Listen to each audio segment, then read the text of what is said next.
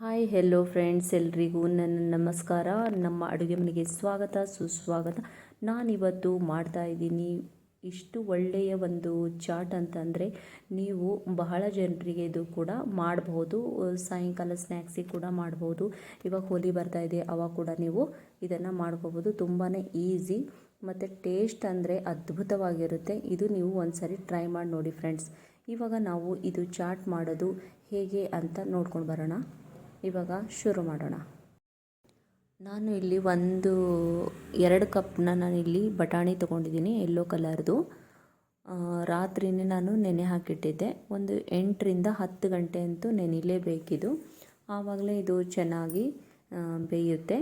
ಇವಾಗ ನಾನು ಕುಕ್ಕರಲ್ಲಿ ಹಾಕ್ಕೊಂಡಿದ್ದೀನಿ. ಇದಕ್ಕೆ ನಾನು 3 ಆಲೂಗಡ್ಡೆನ ತೊಗೊಂಡಿದ್ದೀನಿ. ಇಲ್ಲಿ ಮೇಲಿನ ಸಿಪ್ಪೆನ ತೆಗೆದುಕೊಳ್ಬೇಕು. ಇವಾಗ ನಾನು ಇದಕ್ಕೆ 1 ಚಮಚ ಅರಿಶಿನ ಹಾಕೋತಾ ಇದ್ದೀನಿ. ಆಮೇಲೆ ಬಟಾಣಿ ಚೆನ್ನಾಗಿ ಬೇಯಬೇಕು ಅಂತ ಅಂದರೆ ನೀವು 1 ಚಿಟಿಕೆ ಸೋಡಾನ ಇದರಲ್ಲಿ ಹಾಕ್ಕೊಳ್ಳಿ ಫ್ರೆಂಡ್ಸ್. ಇದರಲ್ಲಿ ಉಪ್ಪು ಕೂಡ ಹಾಕ್ಕೋಬೋದು. ನಾನಿಲ್ಲಿ ಹಾಕ್ಕೊಂಡಿಲ್ಲ, ಹಾಗೆ ನಾನು ಬೇಯಿಸ್ಕೊಳ್ಳೋಕೆ ಇಟ್ಟಿದ್ದೀನಿ. ಇಲ್ಲಿ ಒಂದು 5 ವಿಸಿಲ್ ಆಗಬೇಕು. 5 ವಿಸಿಲ್ ಆದರೆ ಕರೆಕ್ಟಾಗಿರುತ್ತೆ.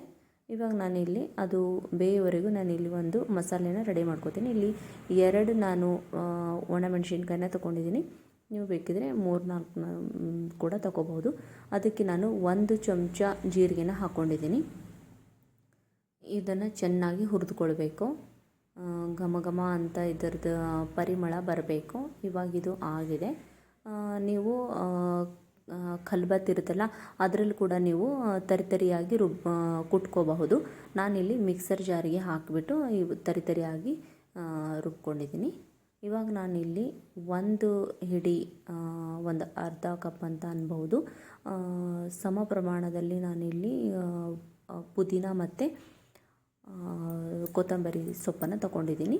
ಇವಾಗ ಇದಕ್ಕೆ ನಾನು ನೆನೆಸಿಟ್ಕೊಂಡಿದ್ದೆಲ್ಲ ನಾನು ಹುಣಸೆ ಹಣ್ಣು ಅದನ್ನು ಹಾಕೋತಾ ಇದ್ದೀನಿ.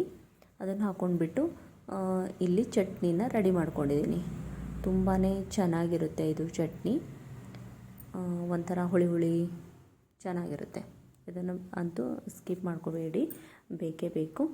ಇವಾಗ ಇಲ್ಲಿ ಇದು ಬಟಾಣಿ ನೋಡಿ ಹೇಗೆ ಬೆಂದಿದೆ ಅಂತ ನೋಡ್ಕೋಬೋದು. ಇವಾಗ ನಾನು ಆಲೂಗಡ್ಡೆನ ತೆಗೆದುಕೊಳ್ತಾ ಇದ್ದೀನಿ. ಇದರಲ್ಲಿಂದ ತೆಗೆದು ಸಪ್ರೇಟ್ ಇಟ್ಕೊಳ್ತಾ ಇದ್ದೀನಿ.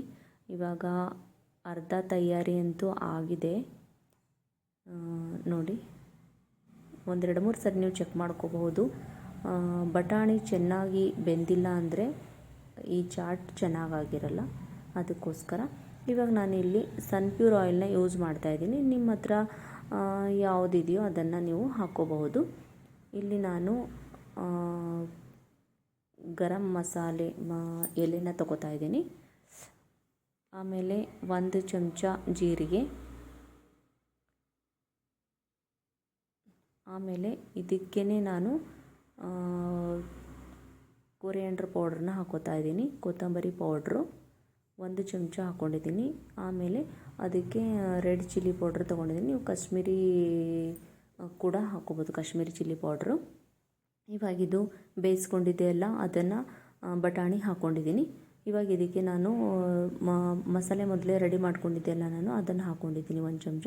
ಆಮೇಲೆ ನಾನು ಆಲೂಗಡ್ಡೆನ ಬೇಯಿಸ್ಕೊಂಡು ಇಟ್ಕೊಂಡಿದ್ದಿಲ್ಲ ಅದನ್ನು ಹಾಕಿದ್ದೀನಿ. ಇವಾಗ ನಾನು ಆವಾಗ ಉಪ್ಪು ಹಾಕಿದ್ದಿಲ್ಲ, ನಾನಿಲ್ಲಿ ಇವಾಗ ಹಾಕ್ಕೊಂಡಿದ್ದೀನಿ. ಆಮೇಲೆ ಗರಂ ಮಸಾಲ ಕೂಡ ಹಾಕ್ಕೊಂಡಿದ್ದೀನಿ. ಗರಂ ಮಸಾಲ ಹಾಕೋದ್ರಿಂದ ಅದರ ಟೇಸ್ಟು ಒಂಥರ ಚೆನ್ನಾಗಿರುತ್ತೆ, ಟೇಸ್ಟೇ ಬೇರೆ ಆಗಿರುತ್ತೆ. ನೀವು ಹೊರಗಡೆ ತಿಂತಿರಲ್ಲ ಬಟಾಣಿ ಚಾಟು, ಅದೇ ಥರನೇ ಸೇಮ್ ಟು ಸೇಮ್ ಬಂದುಬಿಡುತ್ತೆ.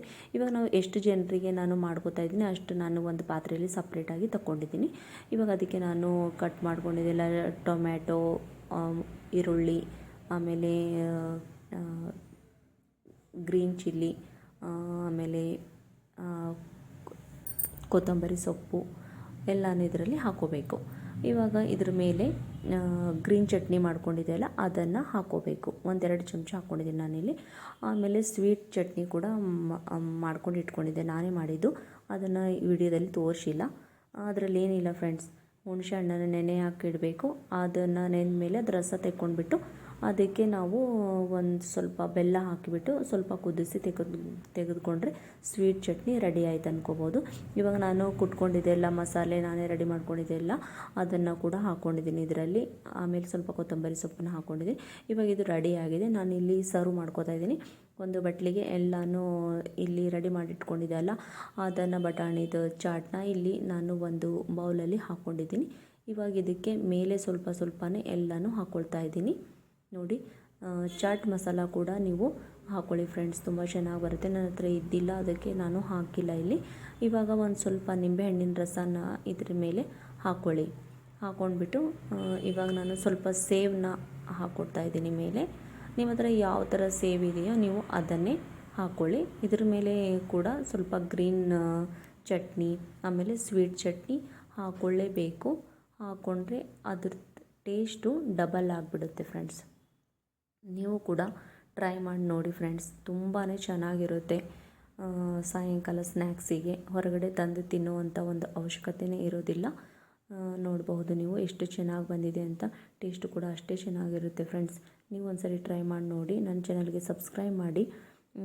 ಆಮೇಲೆ ಈ ವಿಡಿಯೋ ನಿಮಗೆ ಇಷ್ಟ ಆದರೆ ಲೈಕ್ ಮಾಡಿ ಫ್ರೆಂಡ್ಸ್, ಕಮೆಂಟ್ಸ್ ಮಾಡಿ, ಶೇರ್ ಮಾಡಿ. ಇದೇ ಥರ ನನಗೆ ಸಪೋರ್ಟ್ ಮಾಡಿ ಫ್ರೆಂಡ್ಸ್. ನನಗೆ ಇವಾಗ ನಂದು ಸಬ್ಸ್ಕ್ರೈಬರ್ಸು 2000 ಆಗಿದೆ. Thank you so much. YouTube ಫ್ಯಾಮಿಲಿಗೆ ನನ್ನ ಹೃದಯಪೂರ್ವಕವಾದ ಧನ್ಯವಾದಗಳು ತಿಳಿಸ್ತಾ, ನನಗೆ ಇದೇ ರೀತಿಯಾಗಿ ನೀವು ಸಪೋರ್ಟ್ ಮಾಡಿ friends. Thank you for watching. Bye friends.